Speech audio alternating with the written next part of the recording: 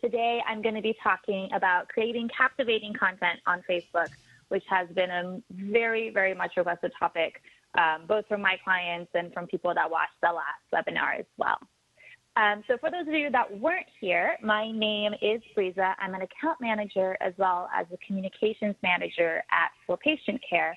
I have many years of experience in internet marketing and managing social media, and I'm happy to be here to share all of that information with you. So for today's agenda, if my computer will go here, oh, there we go. So for today's agenda, we are going to be talking about Facebook reach. Facebook reach is something many people are concerned with. We at For Patient Care think about this all the time too. Therefore, we're going to talk about the reality of Facebook reach today. And then we're going to talk about a little bit about psychology. There's an entire psychology of why people share on Facebook. Understanding this mindset is critical when creating profitable Facebook posts. We're going to break down why people post on Facebook into 5 categories. This should give you enough insight to start creating posts that truly engage your existing patients to the point that influences new patients to schedule an appointment with you. And then at the very end, we're going to open the chat for questions. If you have questions, make sure to stick around till the end. Also, feel free to use the chat throughout the webinar, and I'll do my best to answer those questions during the Q&A at the end. All right, so let's begin with Facebook organic reach. Before we get into that, I want you to think about this little scenario and see if it sounds familiar. So you come up with the most brilliant Facebook post, and you are so proud of yourself and cannot wait to see the likes start pouring in. And then you wait. And you wait. And you wait. But no one ever likes, shares, or comments. And Facebook is telling you that only 10 people saw your post. Has this ever happened to you? I know it's happened to me many, many times, and it can be pretty disheartening. So what's going on? Why aren't people seeing your posts? Well, let's take a look. Every month, Localize, which specializes in social media analytics and reporting, does a study of Facebook pages. They look at 5,000 pages to determine what the average reach is for a Facebook post on a page. You can see here that the average organic reach is down slightly from May, but the most striking statistic is the difference between large and small pages. There could be a multitude of reasons for this, the most likely being that smaller pages have a more personal feel. Smaller numbers can make a page feel more like a community and makes it a whole lot easier to create content that resonates with the individuals following that page. The reality of the situation is that Facebook does very little to help business pages reach their audience organically because it limits the amount of revenue they get from ads. So in order for businesses to make use of organic reach, they have to engage their followers and have them help them in the propagation of their message. The main takeaway here is that you can't rely on just getting likes to ensure organic reach, and the reach is not the end-all, be-all of Facebook success. Your main focus should be on delivering valuable, entertaining, and engaging content. After all, after that, reach will come. When you post content, are you thinking about your followers and what they're getting out of it, or are you thinking about your message that you want to share? In this webinar, I'm going to show you different things that you can do to increase your reach without having to obsessively look at it all the time. Remember when Facebook used to be fun? It should still be fun. My goal in this webinar is to make it fun for you again. Okay, so creating engaging content, adding value. These are all buzzwords tossed around, and everyone just expects you to know how to do that, right? If only we had muses dancing around our minds, just showering us with creative brilliance. But unfortunately, that's not usually the case. Something I hear a lot from my clients looking for content inspiration is, I have a science degree. I'm not a creative person. How do I come up with creative content? Well, here's the thing. There's a huge misconception about what it means to be creative. Let's just take a look at the dictionary definition. So creative, having good imagination or original ideas. Okay, that's fine, but frankly, I find this definition to be problematic because it doesn't tell the whole story. So let's take a look at Picasso, for example. Would you say he was a creative person? Revolutionary artist, co-founder of the Cubist movement? Yeah, I'd probably say so. But do you think he woke up one day and decided that some lady's nose was going to overlap with her eye and now it's brilliant art? No, he studied art diligently for years before he started to experiment on his own. He made sure he had a solid foundation, a structure before he started to put his own spin on things, his original ideas. So let's revisit the definition. Sure, original ideas and imagination are important, but there needs to be a foundation on which to lay that upon. When you think about creative posts, I want you to approach it with an effective structure for success and filter it through your personality and your brand or your brand personality. I guarantee that there is nothing as original and unique as you. Look at well-known brands, Apple or Microsoft, for example. Look at their marketing and brand image compared to their founders. It's a complete reflection of who they are and their values. It also happens to be completely distinct from any other brand. Take that and apply it to all of your marketing, including your Facebook page.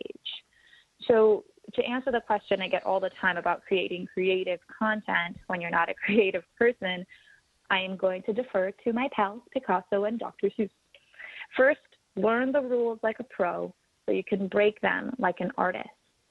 Then, when it's time to break the rules, you listen to Dr. Seuss. Today you are you. That is truer than true. There is no one alive who is youer than you. That's where your creativity will come from. Give yourself the permission to be yourself. So now you're thinking, okay, Breeza, that's great and all, but totally useless if I don't know what kind of content to post. Well, a good place to start is your own Facebook. Note what sorts of things your friends are liking and engaging with. What are they commenting on? Pay attention to what catches your eye, too. You're a person as well. So what's popular? Compare it to your practice page.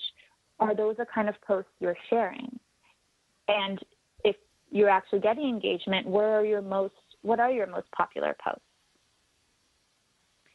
So in order to get people to engage and share your content, the first step is to understand what makes something shareable. For the sake of simplicity, we've broken it down into 5 categories. 1, people share on Facebook because they want to deliver valuable and entertaining information to other people.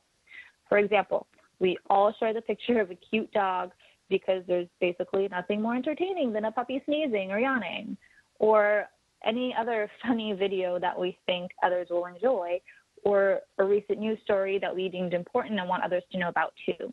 In other words, people are looking for posts that are entertaining, that have value for them and their friends. When they find these posts, they share them. 2, people share on Facebook to define themselves to other people. For instance, recently, people are sharing more and more political content on Facebook as a result of the upcoming election.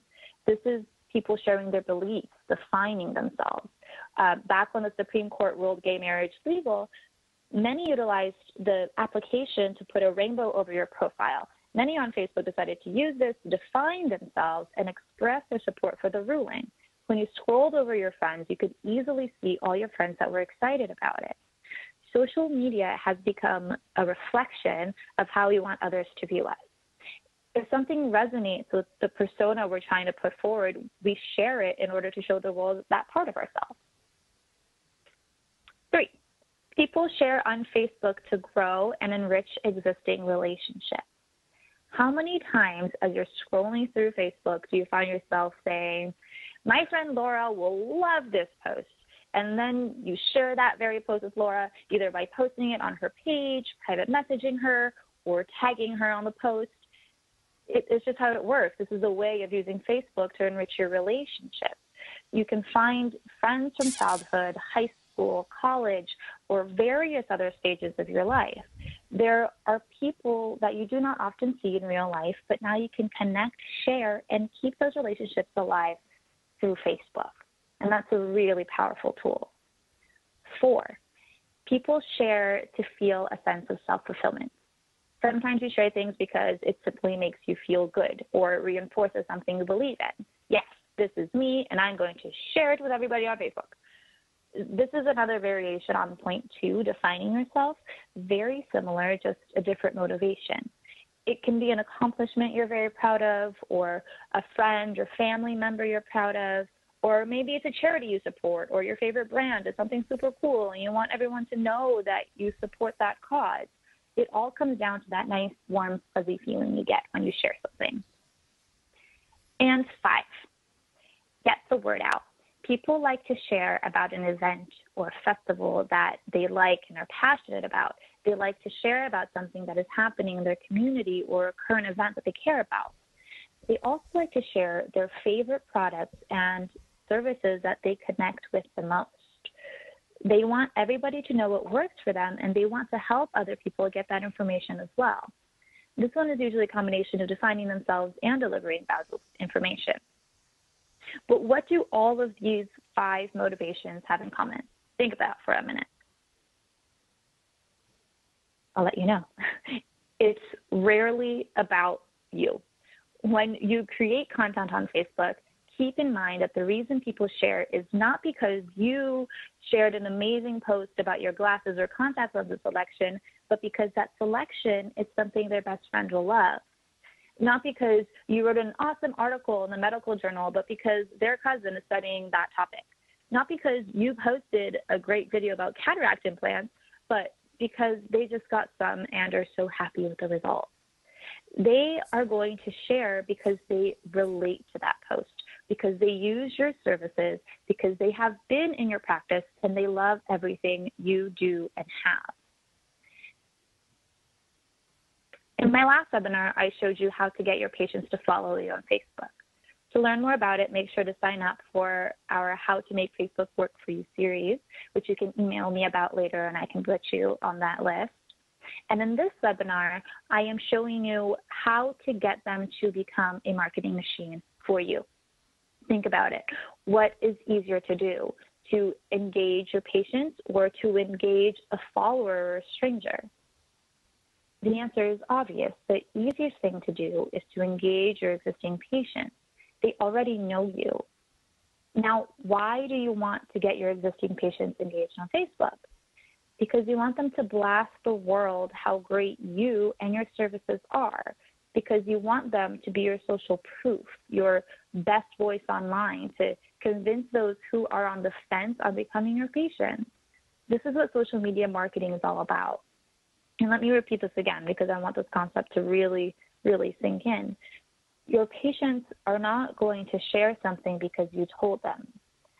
You must know this because this is important. No. They are going to share because they can connect, because they can relate with your post. Keeping your patients in mind, thinking about what they would like to share is the key to creating a successful Facebook page that generates more patients more often. What I just said is really the heart of this webinar. The reason many people dread Facebook is because they have strayed away from the basics. They're bombarding their page with only their latest specials instead of posting interesting content. I want you to make Facebook fun again. I want you to make Facebook relevant again. And Facebook will become one of your best marketing machines. Yes, Facebook can take a little effort, but it should also be fun. Have fun, be yourself, add value, and you'll do just fine. Now, originally we were going to do the do's and don'ts today, but it turned out to be such an incredibly long list that we're actually going to be doing that for next month's webinar. It's going to be a little bit of a lengthier, a little bit of a meatier webinar. And today I'd like to allow some more questions for Q&As. If you have any more questions about creativity or content or just the psychology of what kind of posts are going to be shared. So that's all I have as far as content goes. And then just make sure that you tune in next month when we go over the really nitty-gritty do's and don'ts of posts. So keep an eye out for that. So if anybody has any questions, I am here. I'm gonna unmute everybody, so you're free to answer any or ask any questions, or you can continue to use the chat and Q&A feature. Great. Any last questions before we end the call?